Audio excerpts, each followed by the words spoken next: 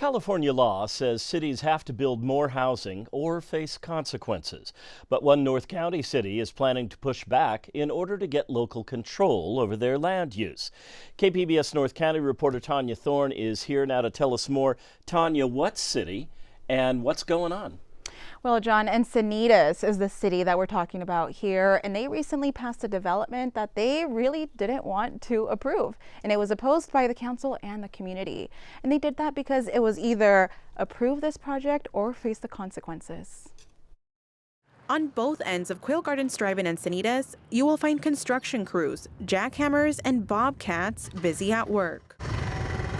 3 housing developments are approved and underway off the 2-lane road. And the city council recently approved one more. Quail Meadows, a 448-unit development which includes 90 affordable units.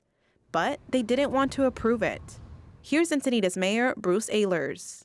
We are approving this project under duress and only because the credible threats made by HCD and the state leave us no choice. HCD is the California Department of Housing and Community Development. They sent the city a letter warning what could happen if the project was denied. Encinitas would lose its compliant housing element. That could lead to violations, fines, and lawsuits from the state. But it also triggers something else. But that step that would occur where we get decertified is fatal and catastrophic across the board in Encinitas. We're such a lucrative market. We would have developers putting in builders' remedies. Multiple developers would put in builders' remedies and get maximum whatever they could get out of it because we're such an attractive market. Builders' remedies allow developers to bypass zoning rules and restrictions in order for the city to meet its housing goals. So despite large opposition from the community and the city council, Encinitas was forced to approve the Quail Meadows project. We need to fight it. I will fight. I'll close with my favorite quote, which is Henry Ford, and it's whether you think you can or you think you can't, you're right. And so if you give up and don't fight, you've lost. We would lose. And I felt that's the way the previous administrations had been doing. They said, oh, we can't fight the state. On the other hand, I will fight. I'm committed to fighting the state to maintain our local control and protect our paradise here in Encinitas. Okay, that's interesting. So how does he plan on challenging it when other challenges in the past have not been successful? You know, John, we were just talking about Coronado and Huntington Beach, and these are cities that have already tried to take on the state, right, and challenge these housing laws, but oftentimes they're doing it alone. And so what Mayor Ehlers told me was that he really wants to join other cities and coalitions that are already in place to challenge the state.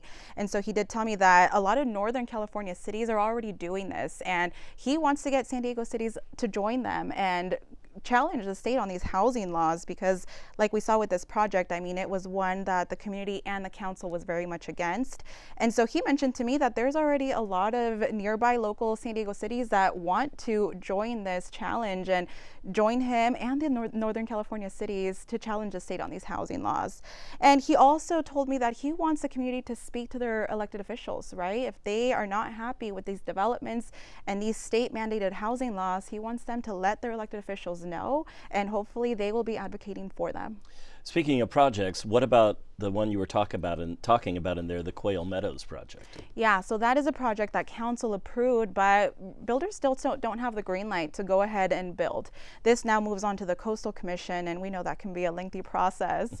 And that is already being appealed by 3 different groups opposing it, and they're citing, a lot of environmental issues. So that still has a way to go before we know whether or not there's going to be a shovel hitting the ground.